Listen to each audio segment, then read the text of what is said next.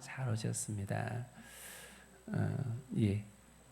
오늘 많이 추워요. 그래서 우리 결석하는 분들이 많은 것 같은데 우리 위해서 기도해 주시기 바랍니다.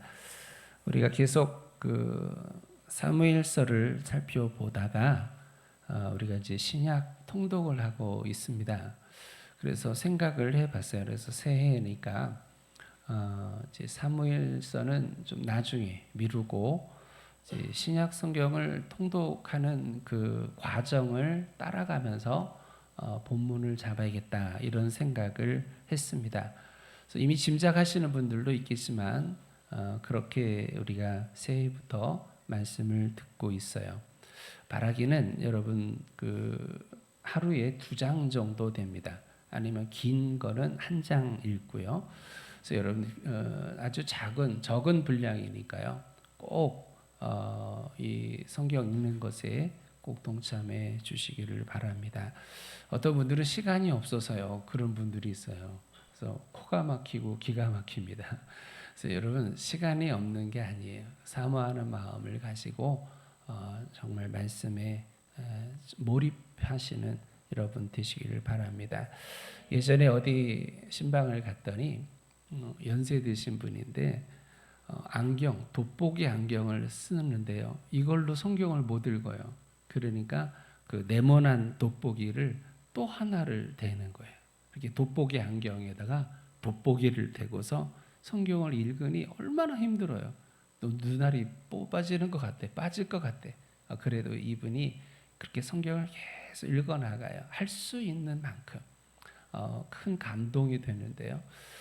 우리가 읽을 수 있는 눈이 있다는 것 감사하고 또 성경을 내가 마음껏 읽을 수 있다는 것 이것도 우리가 감사하고 여담인데 지난주에 그 영화를 봤어요. 그 신의 약단이라는 영화를 봤는데 참 큰 감동이 됐습니다.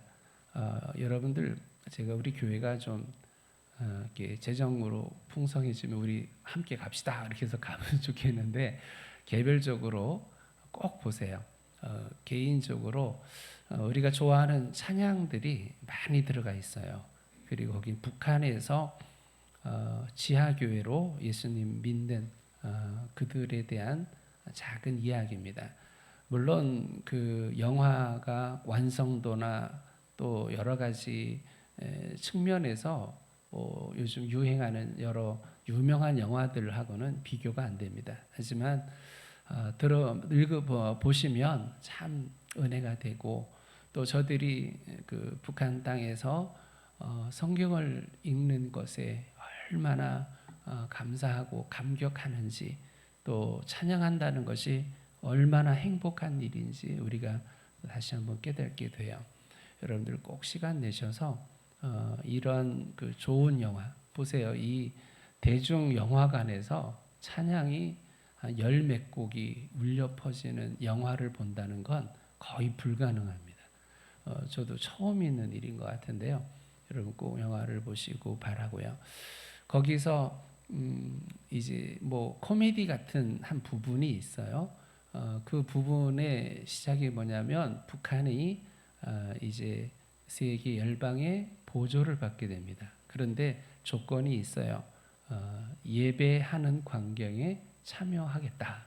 그러니까 이제 공산당에서는 이 서방의 돈을 받는다는 것 때문에 이제 이 열성분자들인데 이 사람들을 이제 군인들을 동원해서 또 악단을 모아서 거짓 찬양단을 만드는 거예요. 보여주기식 찬양단. 그러면서 보여주기식 찬양단인데 그 중에 이 사람들이 다 사실은 예수님 믿는 사람들이었어요. 이들이 건의를 합니다. 이렇게 냉랭하면 안 된다. 우리도 예수쟁이들이 하는 것처럼 똑같이 성경도 읽고 똑같이 통성기도도 하고 그래 보자고. 그랬더니 아이디어가 참 좋다 그러면서 성경을 읽자고 막 성경을 막 읽습니다. 코미디죠. 그런데 그들은 성경을 읽고 싶어도 읽지 못했던 그들이 모여서 촛불 켜고 숨어서 읽던 그들이 공개적으로 성경을 막 읽으니 얼마나 감동이 되겠어요. 찬송을 부르지 못하는 사람들이 마음껏 찬송하니 얼마나 감사하겠어요. 그 중에 한 단원이 차로 이동하다가 차에서 죽어요. 그럴 때 단원들이 말합니다. 원없이 찬송하고 싶어 했던 사람 원없이 찬송하다 죽으니 참 잘됐다고. 참 감동이 이런저런 감동이 있습니다. 꼭 보시길 바라고요. 성경을 그만큼 우리가 읽자는 얘기를 이렇게 영화와 함께 진행을 했습니다. 오늘 본문 제목은 자기를 낮춤에 대하여입니다. 예수님의 제자라면 예수님을 닮아가는 자라는 의미죠. 예수님을 따르는 사람들, 예수님을 본받고 싶은 사람들, 예수님의 마음을 닮아가는 사람들, 우리는 그들을 예수의 제자라 그렇게 말합니다. 히브리서 12장 1절에 보니까요. 믿음의 주여 또 온전하게 하시는 이인 예수를 바라보자 이렇게 말씀했어요. 예수님은 믿음으로 그리고 기도로 특별히 예수님 삶 자체가 온전한 삶으로 사셨어요. 그래서 바라본다는 말은 그렇게 사셨던 예수님처럼 살기를 소망하고 그렇게 사셨던 예수님을 닮아가자 이런 의미인 거죠. 빌립보서 2장 5절에 보면 너희 마음에 이 마음을 품으라 곧 그리스도 예수의 마음이니. 무슨 말이겠습니까? 예수 제자들은 예수님이 품으신 마음, 예수님의 마음을 너희도 품고 살아야 된다. 이러한 의미인 것이죠. 그러면 예수님을 따르는 사람들이 닮아가야 될 예수님의 마음은 뭘까? 히브리서 12장에 온전하셨다고 하는 예수님, 우리를 또 온전하게 하시는 예수님의 온전함은 뭘까요? 다양하게 얘기할 수 있겠지만 우리가 오늘 본문에서 살펴볼 수 있는 두 가지 중요한 마음, 두 가지 중요한 특징적 삶은 온유함과 그리고 용서의 삶입니다. 이 온유라고 하는 측면을 다르게 얘기한다면 자기를 낮추고 그리고 겸손하게 산다는 것을 이야기하죠. 예수님에 대한 앞으로 오실 메시아 예언으로 유명한 스가랴서죠. 9장 9절에 보면 이런 말씀이 있어요. 그는 겸손하여서 나귀를 타시나니 나귀의 작은 것 곧 나귀 새끼니라. 이 스가랴 선지자의 예언대로 예수님은 나중에 맨 마지막 한 주 마지막 예루살렘에 오실 때 나귀 새끼를 타고 입성하시게 되지요. 왜 나귀 새끼를 타실까? 오실 메시아 그리고 예수님의 특징적 삶이 겸손이라는 얘기예요. 마태복음 11장 29절에 보면 예수님이 스스로를 말해 주십니다. 나는 마음이 온유하고 겸손하니 나의 멍에를 메고 내게 배우라. 나는 마음이 온유하고 겸손하다. 그러니 너희도 내 마음을 배우라. 내 삶을 배우라 라고 말씀하세요. 그 예수님은 어떻게 사셨을까요? 말만 그렇게 하는 게 아니라 예수님의 삶은 처음부터 끝까지 겸손이었어요. 낮아지심이었어요. 만왕의 왕으로 오신 예수님이 어디에서 태어납니까? 마국간에서 태어납니다. 동방에서 온 박사들이 예수님이 어디서 태어날까 짐작했더니 왕궁에서 태어날 거라고 생각해서 왕궁을 찾아가지만 아니었어요. 예수님은 낮고 천한 마국간에 그리고 구유에 누이게 됩니다. 예수님의 삶에 대해서 빌립보서 2장 7절은 말씀합니다. 자기를 비워 종의 형체를 가지사 사람들과 같이 되셨다고요. 자기를 비웠어요. 비우다, 텅 비우다, 공간을 남기두다. 하나님으로서 받을 모든 영광과 하나님의 영적 모든 권능과 이 모든 받으실 만한 것들을 다 버리시고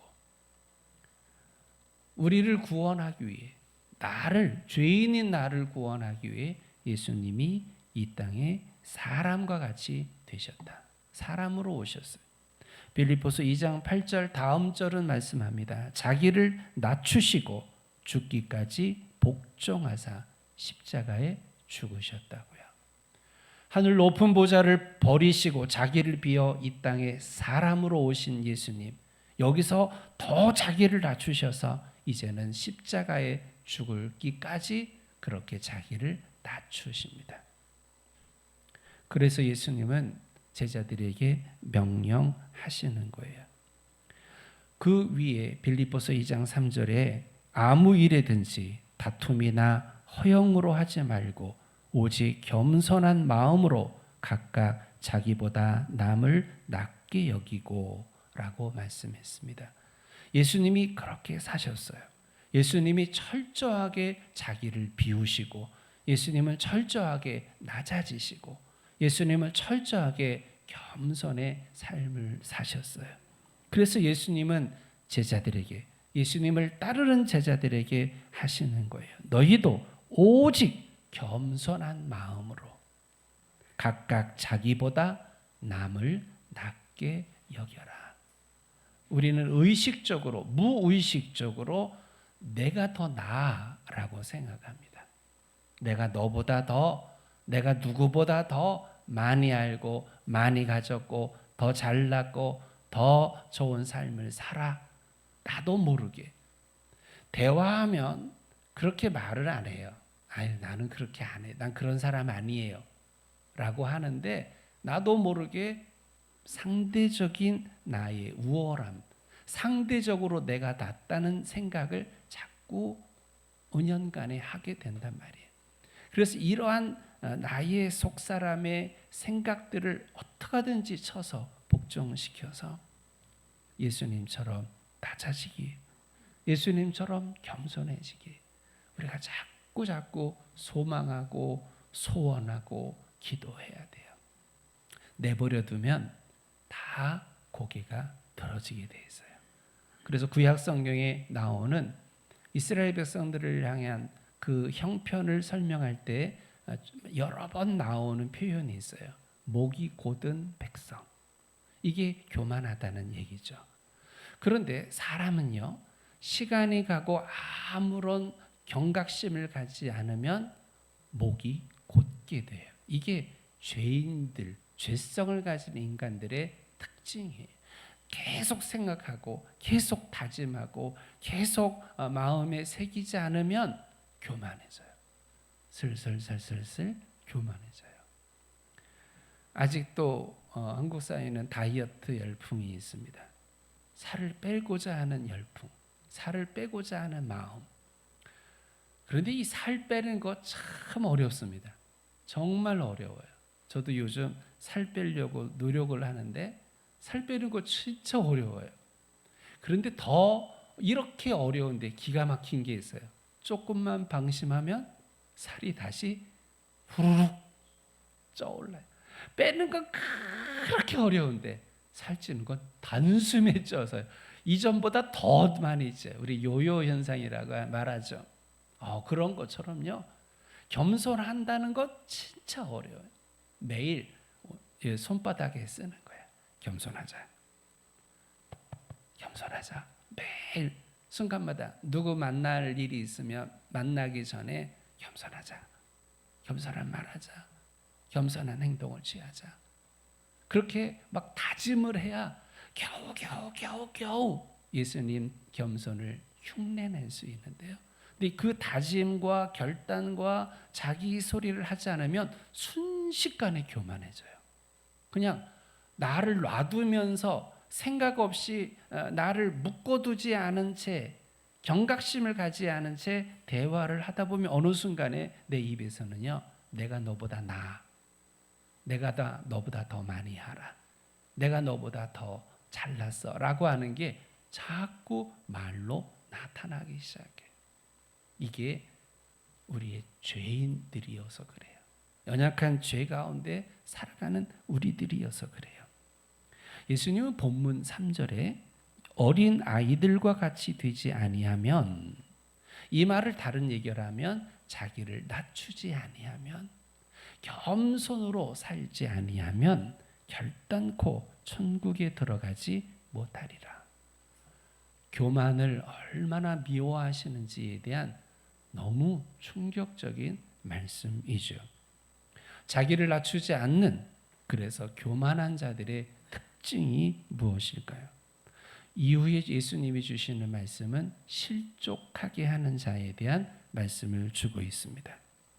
실족하다, 이 말은 적극적으로 그리고 일부러 누군가를, 형제를 넘어지게 하는 것, 그리고 불쾌하게 하는 것, 그리고 멸시하는 것, 이거를 실족하게 하다라는 뜻입니다. 일부러 멸시해요. 그 여러 좋은 단어들이 있고 좋은 표현이 있는데 일부러 그 사람을 불쾌하게 하는 단어만 이상하게 골랐어요. 이상하게 상대방의 마음을 힘들게 하는 표현을 골랐어요. 좋은 표현도 많은데, 좋은 단어들도 많은데 말이에요. 이걸 실족하게 하다라는 뜻입니다. 타인을 얕보는 마음들이 생겨나죠. 함부로 평가하고, 그러니 말이 거칠게 됩니다. 나를 드러내려고 합니다. 내 의견만을 관철하려고 합니다. 타인의 말과 의견에 반박하려고만 하지, 타인의 말과 의견을 존중하려고 하지 않는 경향들이 일어나게 되는 거예요. 나를 내버려 두면, 나를 꽉 잡지 않으면, 나를 쳐서 복종시키지 않으면 나도 모르게 이 교만의 특징들이 막 나오게 된다는 거예요. 예수님은 마태복음 5장 22절에서 이렇게 말씀했어요. 형제에게 노하는 자마다 심판을 받게 되고, 형제를 대하여 라가라 하는 자는 공회에 잡혀가게 되고, 미련한 놈이라 하는 자는 지옥불에 들어가게 되리라. 세상에 누가 내면에 있는 분노를 딱 집어서 이것으로 하나님의 징계가 있다, 징계를 내리는 게 있을까요? 이 세상의 징계는 외형적 태도와 행동의 결과를 가지고 징계해요. 그런데 우리가 성경을 읽어보면 내가 무엇을 한 외형적 행동만 아니라 내 안에 있는 분노 가지고도 하나님은 징계하신다는 거예요. 여기 라가라는 말씀을 하시죠. 형제를 대하여 라가라 하는 자는, 이 라가라는 뜻은 머리가 텅 빈이란 뜻이에요. 여러분 살아가면서 아이고 머리가 텅 폈어? 혹시 그런 말 하지 않으셨습니까? 이게 라가라는 뜻이에요. 아, 왜 미련한 놈? 왜 이렇게 미련해? 왜 이렇게 모르는 거야? 지옥불에 들어간대요. 무섭죠? 혹시 생각나거든? 하나님, 생각났네요. 회개합니다. 꼭 여러분 회개하시길 바래요. 그러면 질문을 해야 되죠. 왜 형제를 실족하게 하는 죄를 짓는 것일까? 그 형제의 언행에 대해서 화가 나거나 그렇게 말하고 행동하는 게 마음에 들지 않아서, 그래서 이렇게 실족하게 하는 말을 내뱉는지도 모르겠어요. 그 형제가 하는 행동이 나와 공동체에 손해를 끼친다는 생각이 들어서 화딱지가 나서 이렇게 실족하게 하는, 멸시하는 말, 불쾌하는 말, 넘어뜨리는 말을 하는지도 모르겠어요. 그런데 여러분, 그 형제가 정말 여타의 죄를 범했다고 할 때 과연 멸시하고 그를 불쾌하게 하고 그를 막 낮춰서 공격하고 말로 아프게 하는 이 하는 행동이 과연 옳은 것일까? 과연 그게 예수 제자의 삶의 모습일까?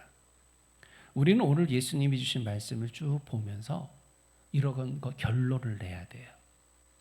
내가 생각할 때 그 사람 잘못된 말을 했어. 내가 생각하기 그 사람 잘못된 행동을 했어.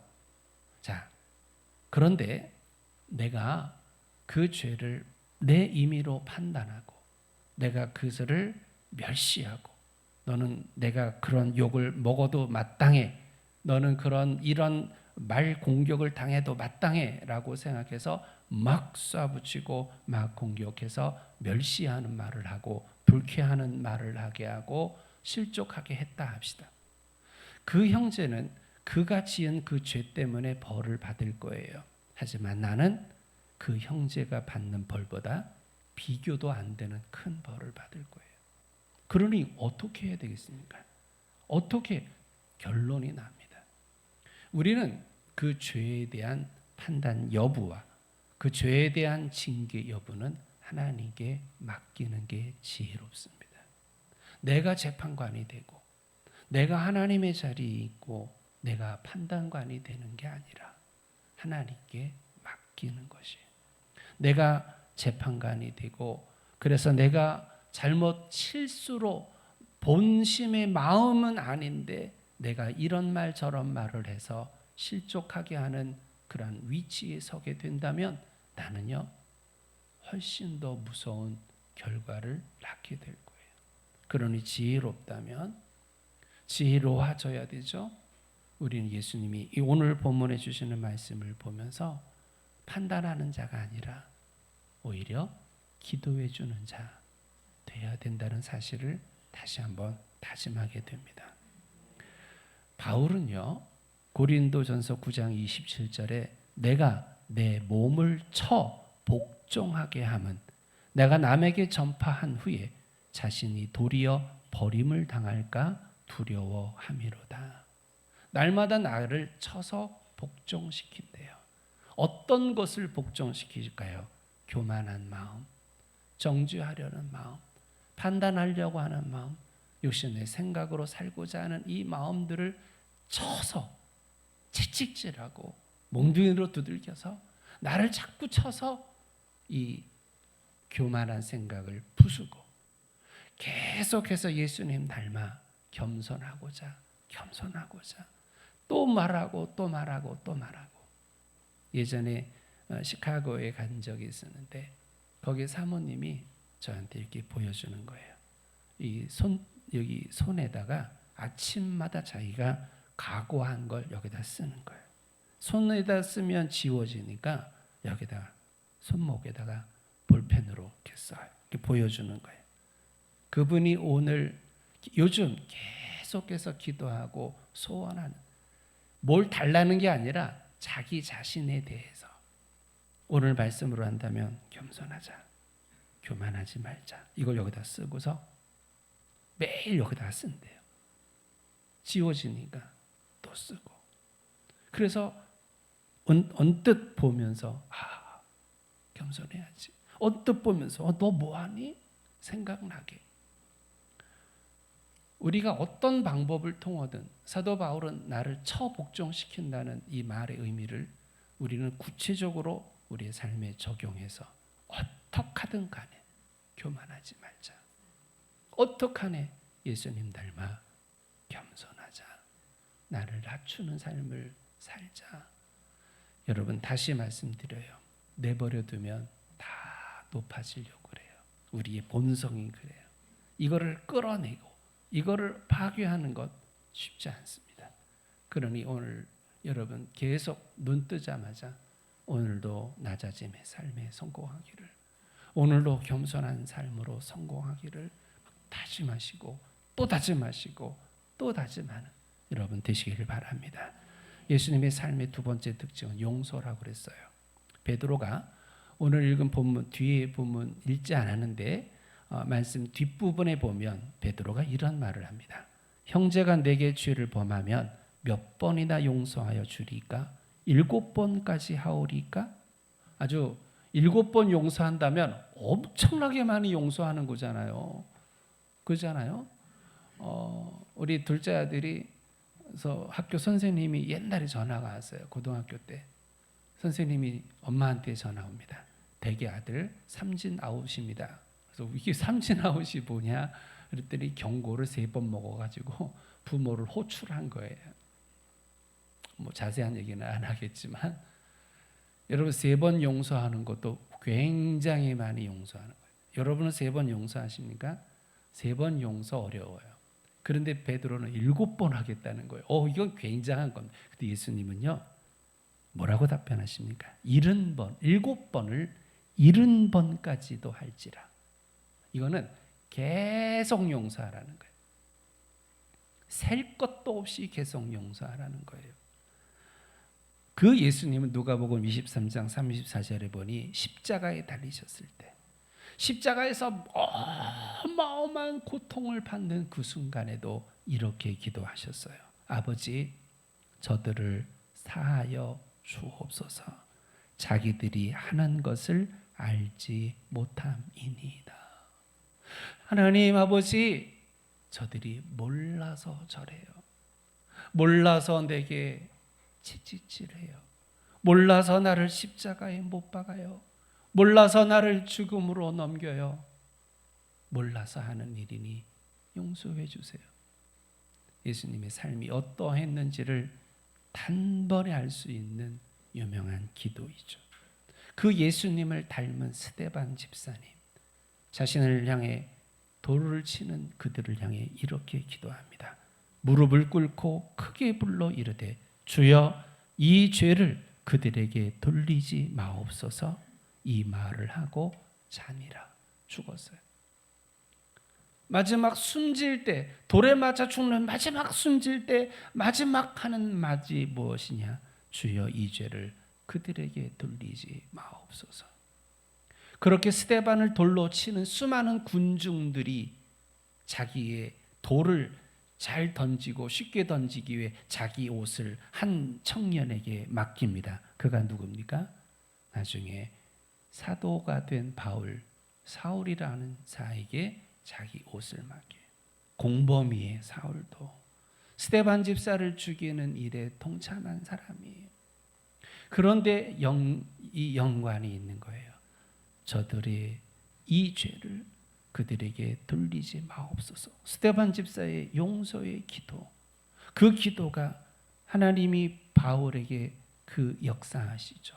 다메섹으로 가는 도중에 그를 만나시고 이후로 바울은 변화된 삶을 살게 됩니다. 이 스데반 집사님의 용서의 기도가 어마어마한 엄청난 결과를 초래합니다. 스데반 집사도 수없이 전도하고 수많은 사람들을 주께로 이끄는 사람이지만 스데반 집사의 이 용서의 기도가 사도 바울의 사도 바울 되게 함, 사도 바울이 존재하게 하는 중요한 인자로 작용하고 있다는 것을 보면 용서의 기도가 또 용서의 삶이 얼마나 크고 중요한가를 살펴볼 수 있어요. 그래서 예수님은 오늘 본문에 내 형제가 죄를 범하거든, 예수님 믿는 공동체 안에도 죄가 일어날 수 있어요. 예수님 믿는 사람들이지만 죄 지을 수 있어요. 왜냐? 교회는 완벽하기 때문에 교회에 오는 게 아니에요. 완벽한 삶을 살기 때문에, 온전하기 때문에 예수님 믿는 거 아니에요. 그게 자격 요건이 아니에요. 오히려 죄인이기에, 연약하기에, 모자라기에, 죄 지을 개연성이 많기에, 그래서 오히려 우리는 예수님께로 나오는 거예요. 그러니 교회는 언제든지 죄 지을 형제가 일어날 수 있어요. 그때 어떻게 할 건가에 대한 말씀이 계속 이어지고 있죠.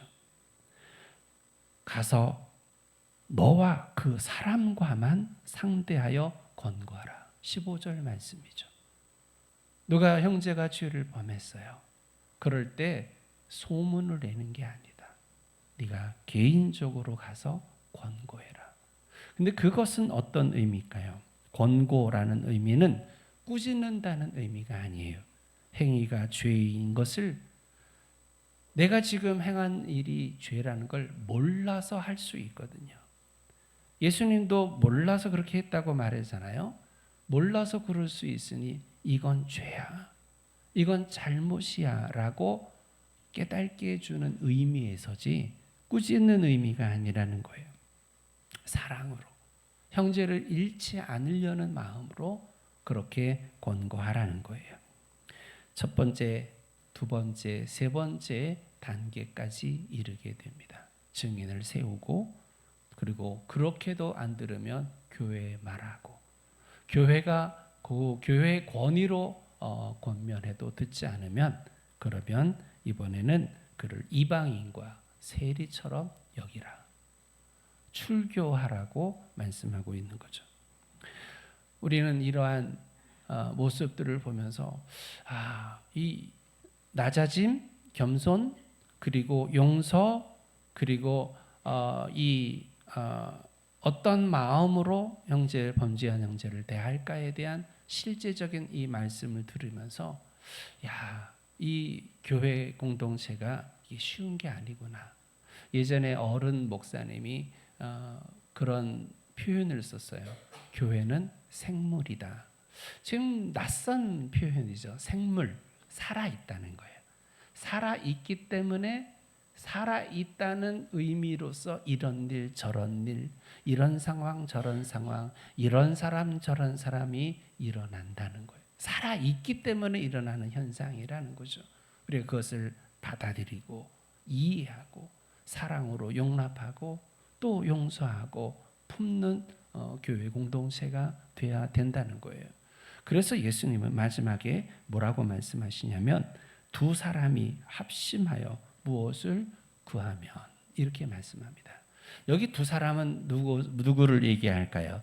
교회 자체를 얘기합니다.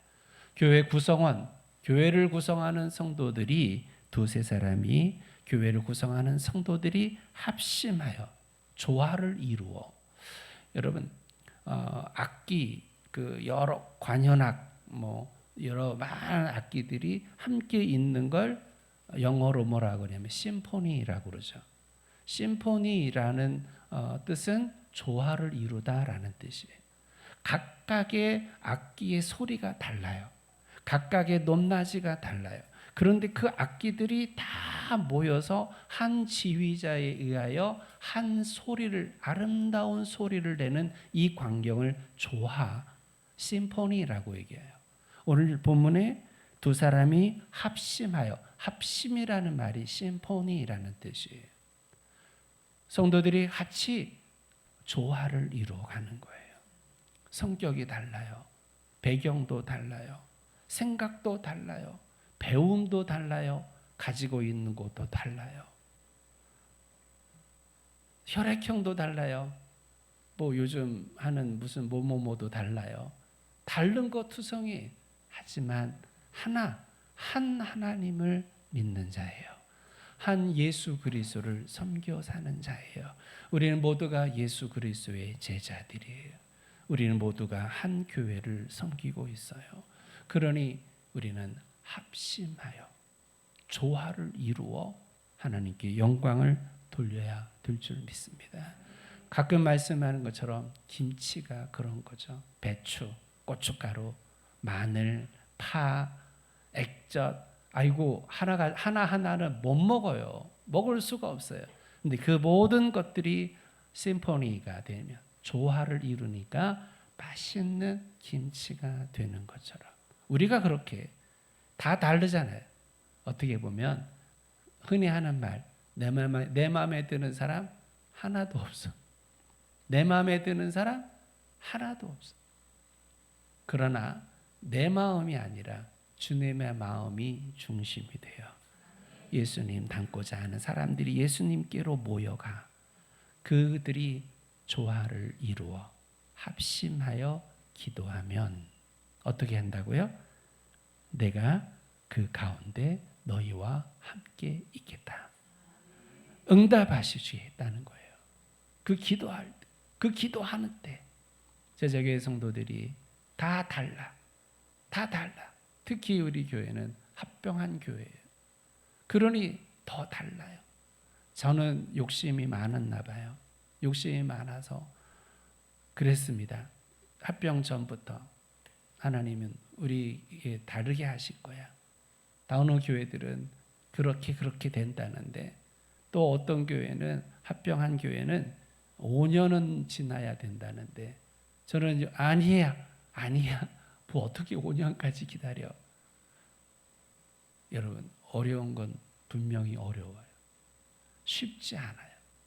그러나 우리는 우리의 출신이 어떻든 우리의 출발이 어떻든 우리는 한 하나님을 믿는 자예요. 우리는 한 하나님의 나라를 세워가야 될 자들이에요. 우리는 공회로 뭐예요? 그래서 사도신경을 강해하고 싶은데 우리는 믿사오니 뭘 믿어요? 공회를 공회. 이 공회라는 게 뭐냐면 예수 그리스도를 주라 고백하는 모든 교회의 하나 전체 가톨릭을 공회라고 그래요. 우리는 그 공회예요. 제자 교회만 사랑하고 아끼는 게 아니라 모든 교회가 예수의 이름으로 예배하고 섬기는 그 교회, 우리는 그 교회를 사랑하는 거예요. 예전에 제가 어렸을 때 그 주보에 보면요, 그 당시 많은 교회 주보에 이렇게 써 있어요. 모이면 뭐라고? 기도하고 흩어지면 전도하자. 너무 좋죠. 옛날 교회 그 주보에 이게 제 어렸을 때 그 인근 교회들 보면 이게 다 써 있어요. 근데 얼마나 지금 생각해 보면 진짜 멋있는 표현인 것 같아요. 우리 해볼까요? 모이면 흩어지면 같이 함께 이어서 시작. 모이면 기도하고 흩어지면 전도하자. 아멘. 우리 자리에서 일어나서 우리 오늘 함께